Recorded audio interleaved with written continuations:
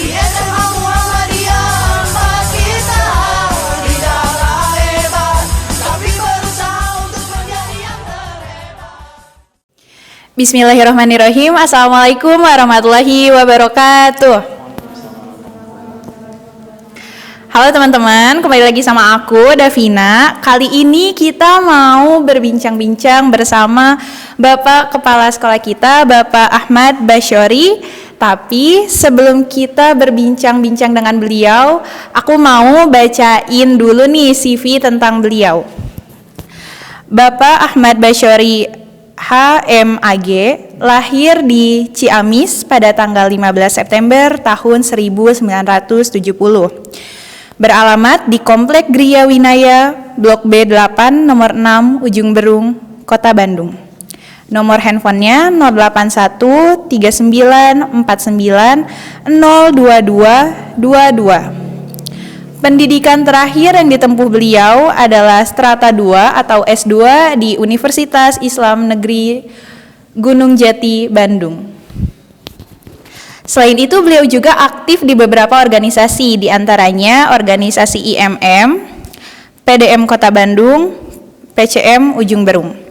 Nah, tema yang akan kita bahas kali ini adalah wawasan Wiyata Mandala. Selamat menyaksikan. Silakan Bapak. Bismillahirrahmanirrahim. Assalamualaikum warahmatullahi wabarakatuh. Alhamdulillahirabbil alamin wassalatu wassalamu ala asrofil mursalin wa ala alihi wa sahbihi ajmain. Asyhadu an la ilaha illallah iyyahu na'budu wa iyyahu nasta'in wa asyhadu anna Muhammadan abduhu wa rasuluh shadiqul wa'dil amin. Amma ba'd. Ya, yang saya hormati panitia portasi, yang saya banggakan Ananda peserta didik siswa baru, calon karena insya Allah nanti setelah kegiatan MPLS ini selesai atau portasi ini selesai,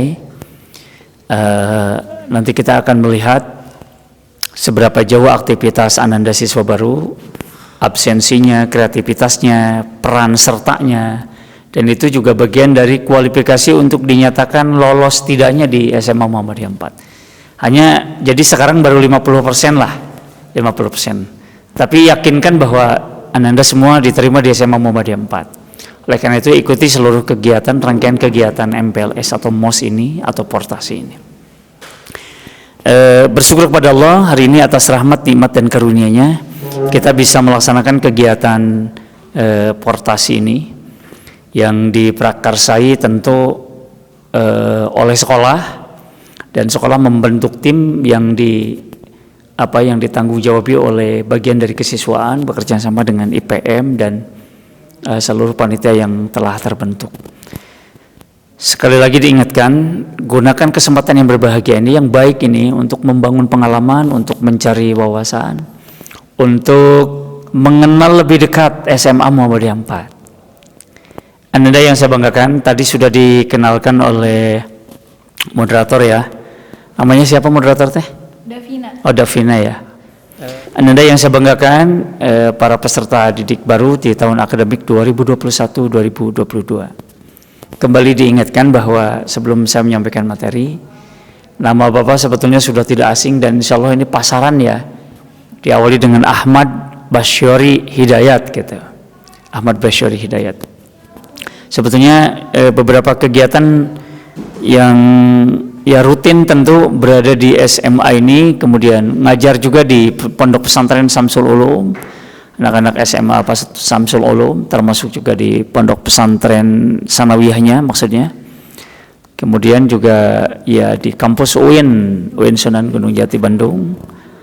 Ya kalau dulu masih di STAI Muhammadiyah yang di belakang apa sih namanya? Sekolah Tinggi Kesehatan itu STIKES Bandung ya. Jadi kegiatan banyak, bahkan pernah juga di Cianjur gitu ya, di Cianjur ngajar di beberapa tempat di kampus-kampus Institut Agama Islam. Anda yang saya banggakan, tadi juga sudah dikenalkan, aslinya memang dari Perancis ya, dari Ciamis, jadi cukup jauh. Sesekali ke Pangandaran nanti bisa main celok di Ciamis, artinya Pangandaran upami ngambil arah utara ini jalurnya itu bisa ketemu dengan Kabupaten Ciamis. Di sanalah Bapak tinggal. Sekali lagi selamat bergabung dan selamat bertemu tahun akademik 2021. Di kesempatan yang berbahagia ini, Bapak diberikan kepercayaan oleh panitia untuk menyampaikan sekilas menyangkut tentang Wiyata Mandala. Ada materi sedikit tentang Wiyata Mandala. Yang pertama ingin kita sampaikan secara harfiah dulu ya, Wiyata Mandala. Baru nanti rada menukik ke lingkungan sekolah, karena Wiyata Mandala ini, wawasan Wiyata Mandala ini menyangkut tentang lingkungan pendidikan sekolah tentu ya. Yang pertama yang ingin dikenalkan tentang apa itu Wiyata Mandala gitu ya, atau wawasan Wiyata Mandala. Jadi secara harfiah, wawasan itu kan berarti konsep atau cara memandang. Jadi ya, wawasan itu kan bisa pengalaman, bisa cara kita melihat ya, cara kita mengenali lingkungan sekolah, itu wawasan. Cara kita mengenali lingkungan apa sajalah namanya wawasan. Itu satu. Kemudian yang kedua ada wiyata. Wiyata itu kan dari bahasa Jawa ya. Ternyata banyak juga kamus-kamus besar bahasa Indonesia yang dirujukannya memang dari bahasa-bahasa daerah. Wiyata, terus ini yang rada-rada terbaru itu kudu ya. Misalnya kudu nih. Kudu teh bahasa naon tah? Bahasa Sundanya. Orang teh kudu sopan, kudu ramah misalnya. Sebetulnya kudu bahasa Jawa, bahasa Sunda. Tapi kemudian sekarang sudah menjadi bahasa baku Indonesia. Jadi ya sebenarnya kita ya kudu memiliki cakrawala dan seterusnya. Jadi kudu itu sudah menjadi bahasa baku. Bahkan di bahasa Indonesia ya banyak sekali bahasa-bahasa yang dirujuk dari bahasa Al-Quran, bahasa Islam. Sholat, musyawarah misalnya ya. Wah banyak sekali. Sholat, musyawarah, apalagi ya misalnya rahmah atau ramah gitu ya. Ramah itu sebenarnya dari rahmah. Artinya kan dari rahmat ya, rahmat itu kan bahasa Arab. Artinya kudu ramah bahkan, tapi kemudian dilembutkan oleh bahasa Sunda jadi ramah. Banyak ya, banyak. Dewan bahkan, DPR misalnya ya. Dewan itu kan dari bahasa Arab juga. Dan seterusnya. Nah, termasuk di dalamnya tadi wiyata, sekali lagi wiyata berarti pengajaran atau pendidikan. Kemudian yang ketiga wiyata dan mandala. Mandala berarti bulatan atau lingkungan. Jadi intinya wawasan Wiyata Mandala adalah lingkungan pendidikan, tempat di mana terjadi proses belajar mengajar. Ulangi, wawasan Wiyata Mandala berarti atau cara pandang, cara kita melihat terhadap lingkungan pendidikan kita di mana kita belajar.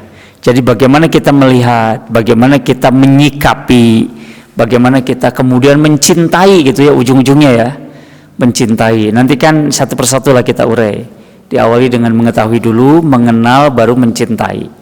Nah gitu. Sekali lagi kesimpulannya, wawasan Wiyata Mandala berarti cara pandang seorang siswa atau cara pandang seseorang terhadap lingkungan pendidikan di mana kita nanti di tempat belajar, atau cara pandang terhadap lingkungan proses belajar gitu, tempat proses di mana kita belajar. Nah gitu ya. Selanjutnya menyangkut tentang sebetulnya wawasan Wiyata Mandala ini pernah oleh pemerintah juga digulirkan sejak tahun 1984 melalui kebijakan pemerintah. Jadi kabayang ya, di tahun 1984 sudah ada sebetulnya menyangkut teori wawasan Wiyata Mandala ini. Tujuannya apa? Saya bacakan aja untuk lebih mudah. Tujuan pendidikannya, ya ini mah tujuan pendidikan, itu tercantum pada pasal 3 di Undang-Undang Sistem Pendidikan Nasional. Itu ada tujuan pendidikan kita yang disebut dengan tujuan pendidikan nasional. Nanti silakan dipelajari, dibuka ya, tentang wawasan Wiyata Mandala ini juga menyangkut tentang tujuan pendidikan. Ananda yang saya banggakan, kita merujuk saja langsung di lingkungan SMA Muhammadiyah 4 Kota Bandung. Ini tepatnya berada di belahan timur ibu kota provinsi ya, masuk di wilayah Kota Bandung, dan ini termasuk jantungnya, saya kira jantungnya Kota Bandung adalah bagian dari belahan timur wilayah Bandung. Salah satunya adalah SMA, jadi masuk dalam wilayah Kota Bandung. Dan insya Allah SMA Muhammadiyah ini strategis gitu ya, strategis. Lingkungannya nyaman, lingkungannya relatif jauh dari kebisingan, dan bahkan kita sempat memiliki visi ingin membangun sekolah berwawasan berwawasan lingkungan hijau itu, green school gitu ya, ingin ke depan kita coba. Bahkan kebersihan dan kenyamanan lingkungan sekolah ini itu juga menjadi salah satu bagian dari program sekolah. Yang jelas insya Allah SMA Muhammadiyah 4 ini lingkungan sekolahnya kondusif, representatif, memadai gitu ya, memadai, jauh dari kebisingan. Dan insya Allah mitranya juga ada sekolah-sekolah dekat, salah satunya adalah SMK Muhammadiyah 2. Kembali, SMA Muhammadiyah 4 ini memiliki pengembangan 2. Yang pertama ada pengembangan reguler. Pengembangan reguler yang saya sebut itu sebagai pengembangan pendidikan yang layanannya sebagaimana biasa, mulai dari pagi hari sampai sore hari. Bahkan kita mengikuti kebijakan pemerintah full day school, mulai dari jam 7 sampai jam 4 sore. Nanti di tengah-tengahnya diawali dengan berbagai proses kegiatan untuk membangun peserta didik. Mengaji bersama, kemudian belajar efektif, gerakan duhur berjamaah, gerakan asar berjamaah, ada juga gerakan sholat duha berjamaah di hari Jumat. Kemudian ada bareng-bareng melaksanakan kegiatan tabligh dan tausiah, ada gerakan infak dari siswa. Itu ada hari-hari tertentu yang memang dibuat sedemikian rupa. Bahkan ada khusus pelayanan untuk kegiatan ekstrakurikuler. Itu ya.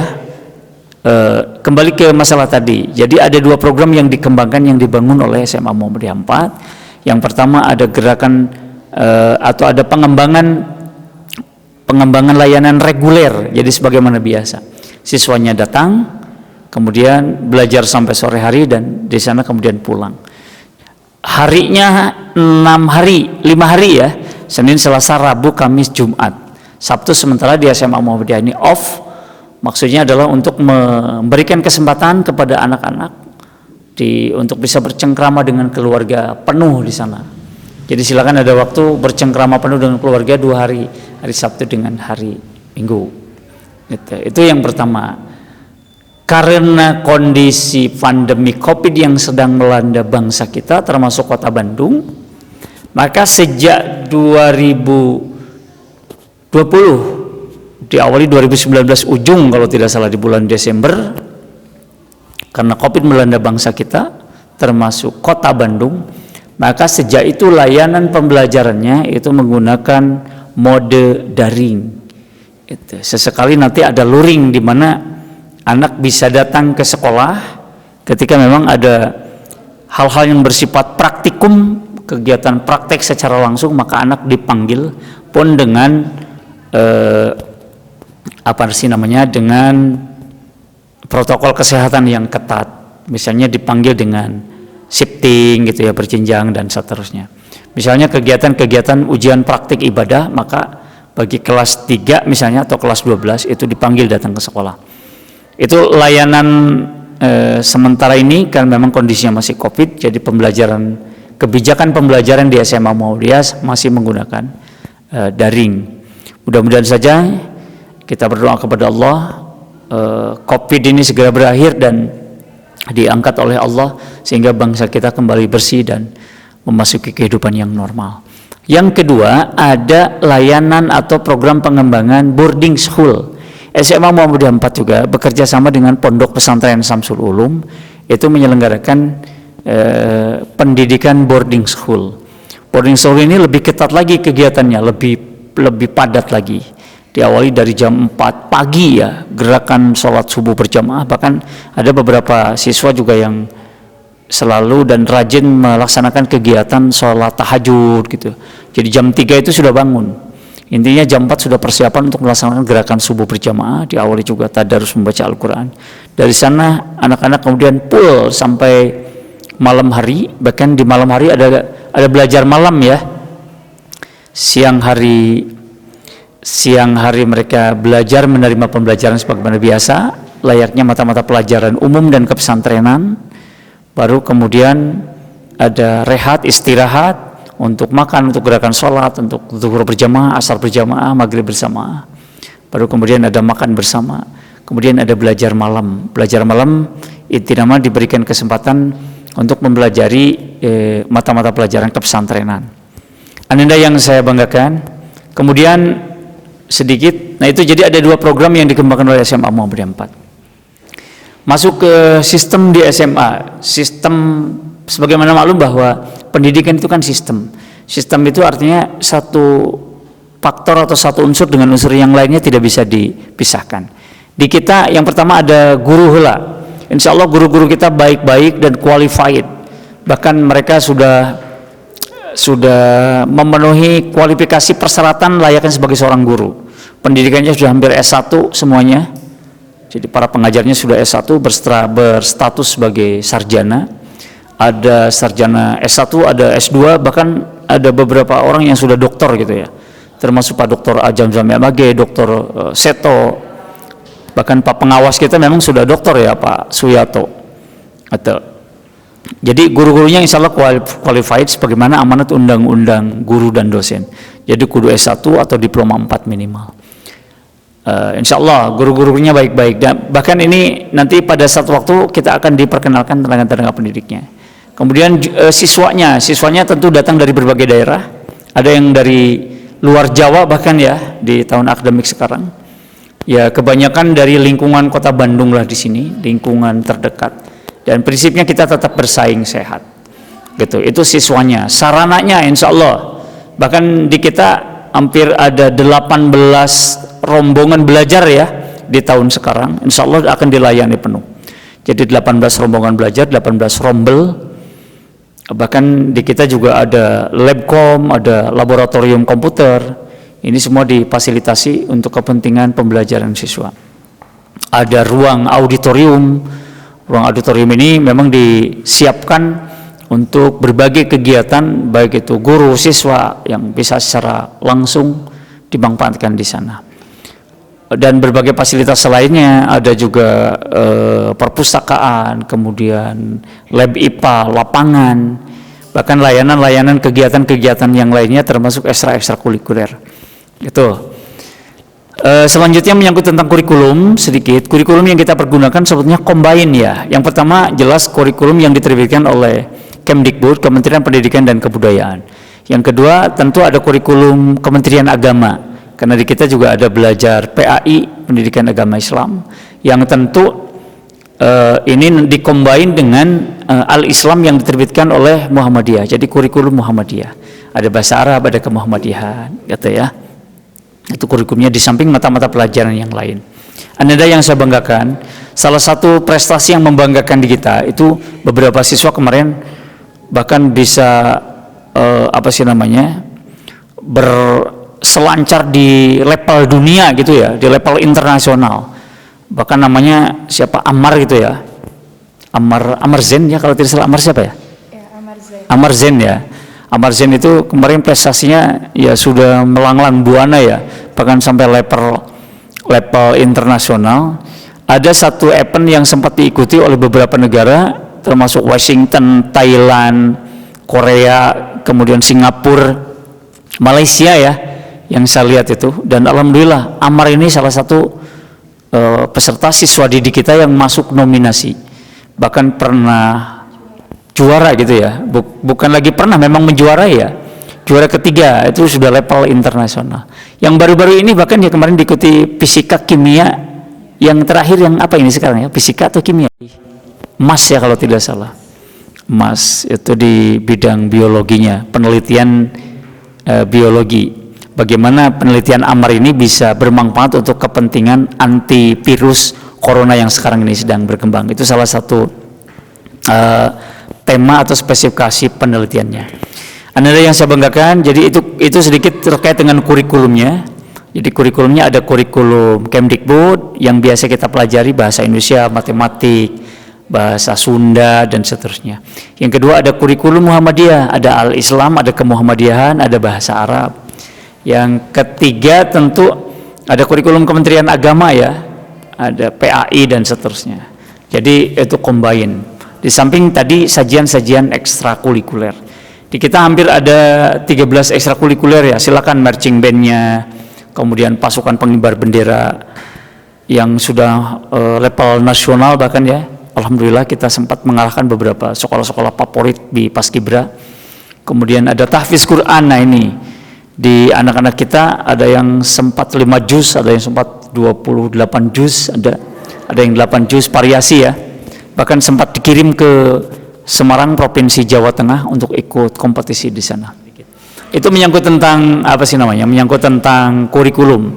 Jadi kurikulum kita combine. Silakan Ananda yang saya banggakan, peserta didik baru, pokoknya gunakan kesempatan sebaik mungkin sebagai seorang pelajar untuk aktif di SMA Muhammadiyah 4 tentu. Salurkan minat, kemampuan dan bakatnya untuk terus berkembang, sebab ya kesempatan ini tidak akan datang 2 kali. Nah, seperti ini Ananda IPM ya, siswa-siswa IPM ini luar biasa, mereka memacu pengalamannya untuk bergerak di bidang organisasi kemasyarakatan, tentu sosialnya, belajar memecahkan masalah, problem solving. Kalau sudah masuk di organisasi itu biasanya akan berhadapan dengan berbagai dinamika masalah. Kumaha masalah yang kita hadapi bisa nanti dipecahkan gitu, dicari solusi terbaiknya. Bahkan belajar merancang sebuah acara, agenda, kemudian agenda itu sukses dilaksanakan. Mulai dari segala sesuatunya, mulai dari perencanaan, kemudian pelaksanaannya, evaluasinya, budgetingnya dan seterusnya. Ya, semua adalah di IPM ya. Nah kalau di umum itu ada OSIS ya. Jadi silakan, itu juga bagian dari layanan pembelajaran di SMA Muhammadiyah 4. Banyak saya kira ya. Sekali lagi selamat datang, ahlan wa sahlan, selamat bergabung dengan SMA Muhammadiyah 4 Kota Bandung. SMA Muhammadiyah Mentari ini, Muhammadiyah 4 yang selalu membawa makna dan memberi arti untuk membekali anak-anak bangsa ini, membekali Ananda ini memperoleh pengalaman baru, memperoleh pengalaman terbaik, memperoleh pendidikan yang terbaik untuk kemanfaatan kehidupan yang lebih luas nanti. Ananda yang saya banggakan, saya kira karena kita memang dibatas oleh waktu, mudah-mudahan apa yang saya sampaikan sedikit bermanfaat, menambah wawasan menyangkut tentang kondisi objektif di lingkungan SMA Muhammadiyah 4 Kota Bandung. Sekali lagi selamat bergabung, mudah-mudahan Allah senantiasa memberikan kekuatan, membuka cakrawala kita, membuka pemikiran kita. Tentu Ananda sudah harus bersikap lebih maju, lamun kamari berstatus sebagai siswa SMP, MTS ya, maka sekarang Ananda sudah berstatus sebagai siswa SMA yang tentu sikap dan cara pandangnya harus berbeda, harus lebih maju lagi. Selamat ya, saya kira itu saja. Terima kasih atas segala perhatian, mohon maaf atas segala kekhilafan. Mudah-mudahan senantiasa diberikan kekuatan dan kesehatan. Nasrun minallah wa fathun qarib. Wassalamualaikum warahmatullahi wabarakatuh. Ya baik teman-teman, tadi udah ada banyak nih beberapa materi yang disampaikan oleh Bapak Kepala Sekolah kita. Semoga dapat bermanfaat ya teman-teman. Pesan dan kesannya semangat terus karena perjalanan teman-teman di SMA Muhammadiyah 4 ini masih panjang. Jangan pernah berhenti untuk mengukir mimpi. Karena seperti kata Insinyur Soekarno, bermimpilah setinggi langit, maka apabila engkau jatuh, maka engkau akan jatuh di atas bintang-bintang. Jadi gak boleh nyerah sama impian kalian, kejar apapun yang mau kalian kejar. Oke, sekian dari aku. Mohon maaf apabila ada kesalahan. Wassalamualaikum warahmatullahi wabarakatuh.